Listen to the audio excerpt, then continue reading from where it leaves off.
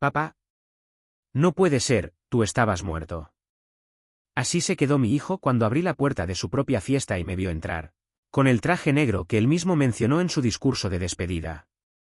La copa se le resbaló de los dedos y cayó al suelo como si alguien hubiese cortado el hilo que lo sujetaba a la realidad. Pero todo aquello, el silencio, las miradas esquivas, el temblor en la voz de Mario, comenzó meses antes. Mucho antes de que yo cruzara aquella puerta. Me llamo Antonio Soler, tengo 74 años. Y desde hace 3 vivo en un piso de 40 metros en Alcalá de Henares. Un lugar modesto, suficiente, donde el eco de mis pasos es la única compañía fija. Fui ebanista toda mi vida, un oficio limpio, honrado, el mismo que heredé de mi padre y que pensé que me había servido para levantar a los míos. Mi hijo Mario, 45 años, vive en un ático de Madrid al que solo fui una vez, una tarde rápida, casi protocolaria. Mi hija Isabel, 39, dejó de invitarme a los cumpleaños porque, según ella, no encajo con la nueva dinámica familiar. Mi exmujer, Carmen, se marchó hace años diciendo que yo vivía atado al taller. Luego supe que estaba atada a otra cosa. O a otra persona. Mis días eran sencillos, café corto en el bar de la esquina, paseo lento, televisión por las tardes. Una vida sin ruido, casi sin nombre.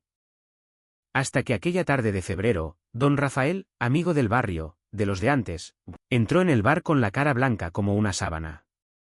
Llevaba su móvil en la mano, apretado, como si quemara. Antonio, creo que deberías ver esto. No hizo falta que dijera más. En cuanto vi sus ojos, supe que algo en mi mundo estaba a punto de abrirse como una veta mal cortada. La pantalla mostraba una publicación de Facebook. Una foto reciente, brillante, con globos dorados y copas alzadas. En el centro, Mario, mi hijo, traje azul, sonrisa amplia. El texto decía: brindamos hoy por los que ya no están. Por mi padre, Antonio Soler, que nos dejó hace 2 semanas. Te recordamos siempre. 243 me gusta. 54 comentarios deseándome descanso eterno. Y yo ahí, respirando. Vivo.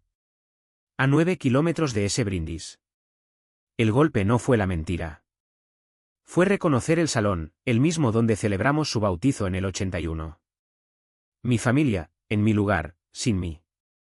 Brindando por mi muerte como si fuese un trámite necesario. Allí, en aquel bar estrecho, entendí que había llegado el momento que llevaba años evitando.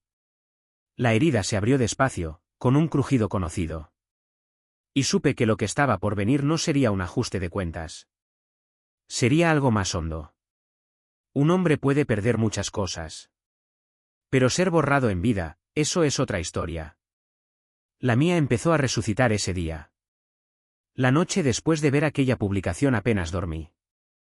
No por rabia, sino por algo más silencioso, la sensación de que, de algún modo, lo ocurrido no era un accidente, sino la consecuencia natural de años de grietas que yo mismo había dejado crecer. Me preparé un café y me quedé sentado en la pequeña mesa de formica del piso, mirando cómo el vapor subía despacio. Pensé en Mario, en Isabel, en la distancia que habían ido construyendo con la paciencia de quien levanta un muro ladrillo a ladrillo. Y me pregunté cuándo, exactamente, dejé de ser parte de su mundo. Recordé entonces la última vez que Mario me llamó papá sin esfuerzo, sin ese tono tenso que siempre anuncia que uno se prepara para cortar una conversación. Fue hace más de 10 años, un domingo. Yo acababa de cerrar el taller, cansado pero contento porque había entregado un aparador precioso, de nogal, a una pareja joven. Mario pasó a verme antes de irse a una comida con amigos. Papá, algún día tendrás que hacerme uno para mí, dijo, sonriendo. Ese algún día nunca llegó. Después llegaron las prisas, las excusas, los silencios. Lo que sí llegó, y ahora lo entiendo, fue una forma de alejamiento educado, pulcro, casi amable. Un desvanecimiento. Yo seguía presente, pero cada vez más lejos de su día a día, como si alguien me estuviera borrando con una goma lenta, cuidadosa. También pensé en Isabel.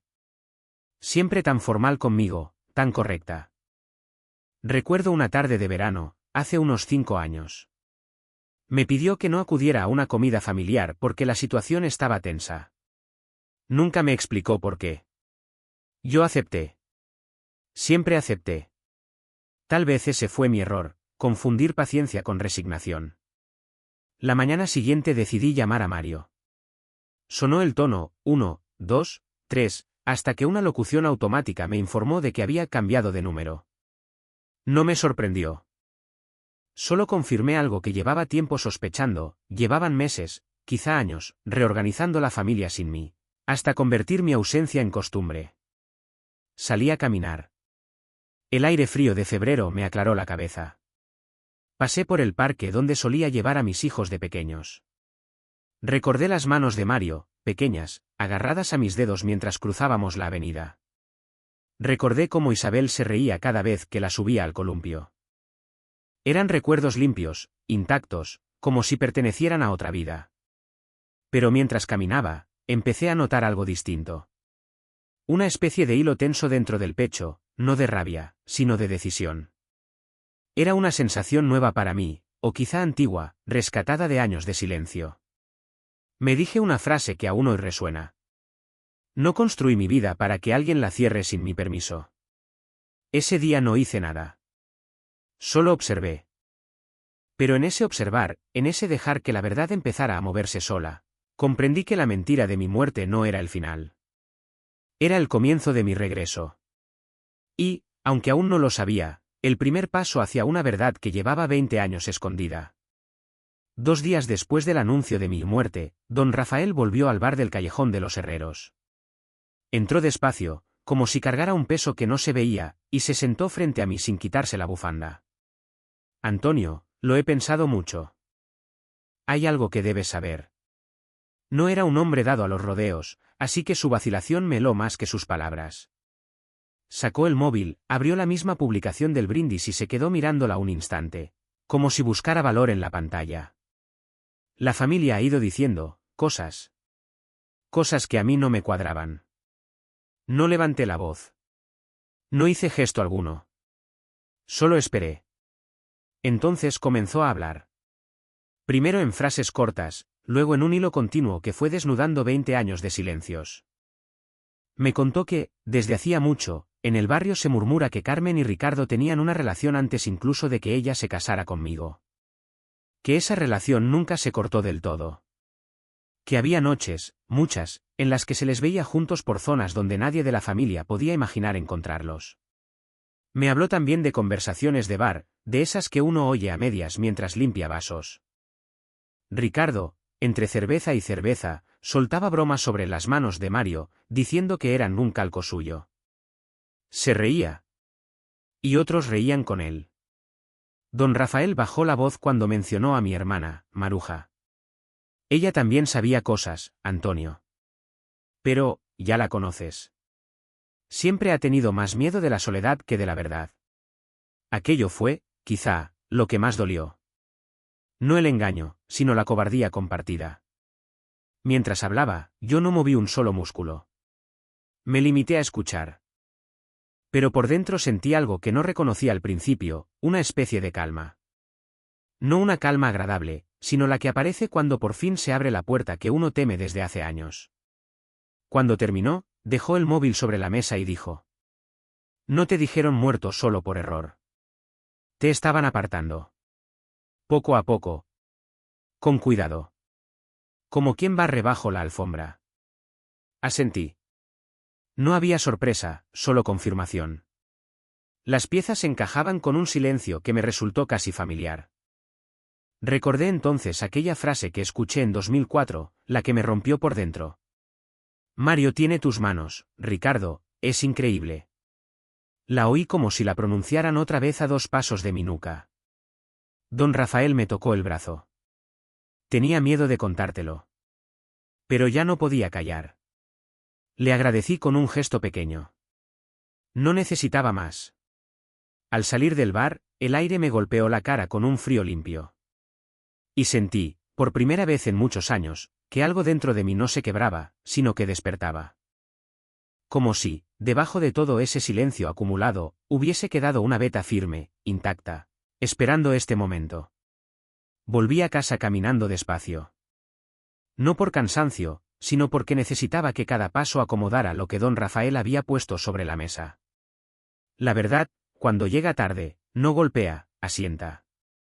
Y eso fue lo que sentí al subir las escaleras estrechas de mi edificio, al abrir la puerta del piso y dejar las llaves sobre el cuenco de madera que yo mismo había tallado años atrás. Ese cuenco, pequeño, sencillo, era lo único que quedaba de mi oficio en aquel apartamento. Y esa noche me miró como un recordatorio: yo había construido cosas que no se caían a la primera mentira. Me senté en el borde de la cama. No lloré. No sentí rabia. Sentí una claridad dolorosa, como la luz de invierno entrando por la ventana cuando uno todavía no se ha levantado del todo. Recordé entonces el año 2004, aquel viernes en que regresé antes al taller y escuché risas al otro lado de mi propio hogar.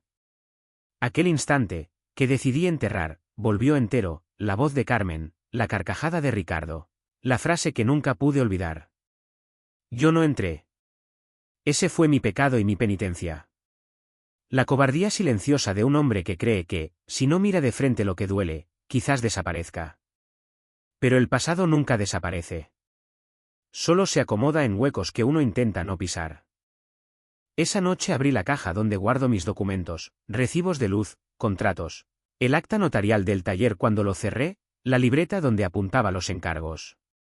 Todo lo que fui se había ido reduciendo a papeles ordenados con esmero. Mientras revisaba, encontré una foto de Mario e Isabel de pequeños, sentados en un banco del parque de San Isidro. Mario me abrazaba el brazo. Isabel sujetaba una flor amarilla. Sonreían con una confianza limpia. Me quedé mirando la foto mucho tiempo. Pensé, si esto existió, ¿cómo llegamos al brindis de mi muerte? La respuesta, lo supe entonces, no era un momento concreto. Era una cadena de omisiones. Un hilo de pequeñas renuncias que yo mismo permití: aceptar excusas, aceptar distancias, aceptar miradas esquivas sin pedir una verdad a cambio. Mi silencio fue el suelo donde ellos construyeron su versión de mí, un hombre prescindible, incómodo, fácil de apartar. Y aún así, mientras sostenía la foto, comprendí algo que no esperaba. Yo seguía queriendo a mis hijos. No al adulto que me borró en Facebook, no a la hija que se escondía tras frases formales, sino a los dos niños que confiaron en mí cuando aún no sabían mentir. Guardé la foto en el bolsillo de la chaqueta. No para aferrarme al pasado, sino para caminar hacia lo que venía con un recordatorio claro. No iba a enfrentar a mi familia desde el rencor, sino desde la verdad. Esa noche dormí poco, pero por primera vez en semanas, dormí sin miedo. Algo dentro de mí había terminado de asentarse. El derrumbe ya estaba hecho. Ahora tocaba levantarme. Y supe, con una certeza tranquila, que las piezas que faltaban estaban muy cerca de revelarse. Demasiado cerca para seguir callado. La semana siguiente fue silenciosa. No esperé llamadas, tampoco llegaron. Mi vida siguió con esa rutina mínima que uno construye cuando ya no queda nada que demostrar: el café del bar, el paseo corto hasta la Plaza Cervantes, el regreso temprano al piso. Pero algo había cambiado. No era el exterior, sino mi forma de caminar dentro de él.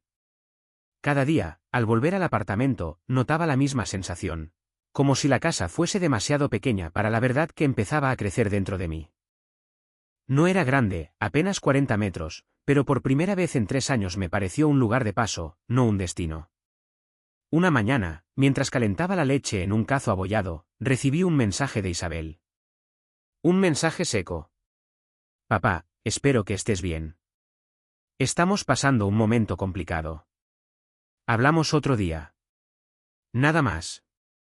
Ni una pregunta, ni una explicación. Era un cierre educado, no una apertura. Lo leí 2 veces y sentí un cansancio antiguo, como si esa frase fuese el resumen de nuestra relación en los últimos años. Guardé el móvil en el cajón y salí a la calle. El aire olía a pan recién hecho. Me quedé un rato observando la vida de los demás: madres empujando carritos, estudiantes con prisa, jubilados comentando el fútbol. Nadie me conocía. Nadie sabía que hacía apenas una semana me habían enterrado simbólicamente a 9 kilómetros de allí. Mientras avanzaba, pensé en 2019, el año en que Carmen me pidió hablar seriamente. La escena volvió con claridad quirúrgica, el salón casi vacío, la luz tenue, su voz sin temblor. Antonio, no podemos seguir. Los niños están incómodos contigo. Mario, necesita distancia. Esa frase, que entonces acepté sin entender, ahora revelaba su verdadera función: preparar el terreno para mi desaparición. Una expulsión limpia, sin golpes, sin escándalo. Solo una reestructuración ordenada de su vida, prescindiendo de mí. Recordé cómo, 3 meses después, estaba yo en este mismo piso, rodeado de cajas baratas y muebles prestados. La jubilación justa, el taller vendido, mi mundo reducido a lo esencial. Aquel día pensé que empezaba una etapa tranquila. ¡Qué ironía! Era el prólogo de mi borrado. Mientras caminaba por la avenida principal, me detuve frente al escaparate de una funeraria. No por morbo, sino porque vi mi propio reflejo en el cristal. Un hombre de 74 años, flaco, con el abrigo marrón y las manos en los bolsillos. Un hombre vivo. Un hombre que había sido declarado muerto por su propio hijo. Y allí, frente a aquella imagen que no era metáfora sino hecho, entendí algo que me sostuvo desde entonces. No me habían enterrado por odio, sino por comodidad. Mi ausencia les hacía la vida más fácil. Eso fue lo que dolió de verdad. Volví al piso con una calma extraña. Dejé el abrigo en el respaldo de la silla, me serví un vaso de agua y me quedé mirando la ventana. Mi mundo había empezado a encogerse en 2019. Ahora, en 2024, algo distinto ocurría. Yo estaba empezando a recuperar mi forma. Y aunque aún no sabía cómo, intuía que el siguiente movimiento no lo daría yo. Lo daría la propia verdad, que ya había empezado a abrirse paso. La verdad nunca llega sola. Siempre trae hermanas pequeñas, medias verdades, rumores, versiones maquilladas. En los días siguientes empecé a descubrirlas. La primera deformación la escuché, sin querer, en el mismo bar del Callejón de los Herreros. Yo estaba apoyado en la barra, con el café delante, cuando 2 hombres de por allí, conocidos de vista, empezaron a hablar en la mesa de al lado. No se dieron cuenta de que yo estaba allí. Pobre Mario, lo que ha tenido que pasar con su padre. Ya, el viejo estaba fatal de la cabeza, ¿no? Me dijeron que estaba medio ido, que ni reconocía a los hijos. Sentí que el café se me quedaba frío en la mano. Así que esa era la versión. No solo muerto. Antes de eso, ya me habían declarado poco menos que un despojo. No me giré. No dije nada. Los dejé terminar, pagar y marcharse. Luego miré a don Rafael, que había oído también. ¿Eso es lo que cuentan? Bajó la mirada. Es lo que han querido que se crea, Antonio. Hace tiempo. Que estabas muy raro, que no te enterabas de nada, así es más fácil justificar que te aparten. La palabra raro se me clavó como una puntilla. Yo había tenido mis despistes, como cualquiera a mi edad, pero nada que se pareciera a esa caricatura que habían construido de mí. Esa tarde, en casa, abrí de nuevo la caja de documentos. Entre papeles de la pensión y facturas antiguas encontré una carta del banco, de hacía unos años, en la que me informaban de un cambio de cuenta para el cobro de un pequeño seguro de vida que contraté cuando nacieron Mario e Isabel. Recordé que, en su día, Carmen insistió mucho en que lo mejor era ponerlo todo fácil para los niños. Firmé donde me señaló, confiando. No pregunté más. Aquella noche, comprendí que aquella frase de ponerlo fácil, quizás significaba otra cosa: dejar el camino despejado para un futuro sin mí. La segunda deformación me llegó por teléfono. Fue Maruja, mi hermana. Hacía meses que no hablábamos. Su voz sonaba tensa, como si alguien la escuchara desde la habitación de al lado. Antonio, he oído que has estado preguntando cosas. No lo negó. No preguntó por mi salud. Solo quiero entender por qué mi hijo ha dicho que estaba muerto, respondí. Hubo un silencio largo. Oí un televisor de fondo. Después, su frase. Tú también tuviste tus cosas, Antonio. No fuiste un santo. Ellos han sufrido mucho contigo. Ahí comprendí hasta qué punto la historia se había retorcido. Yo, el hombre que cayó para no destruir una familia, me había convertido en el culpable perfecto, El padre ausente, el marido obsesionado con el trabajo, el viejo confuso al que era mejor apartar. Maruja, ¿tú sabías lo de Carmen y Ricardo? La pregunta salió sola. Al otro lado, solo escuché su respiración. No remuevas ahora. A tu edad, ¿para qué? Colgamos sin despedirnos. No necesitaba más respuestas. Aquella noche, sentado en la cama, entendí con una claridad fría que la mentira no era solo el brindis de Facebook.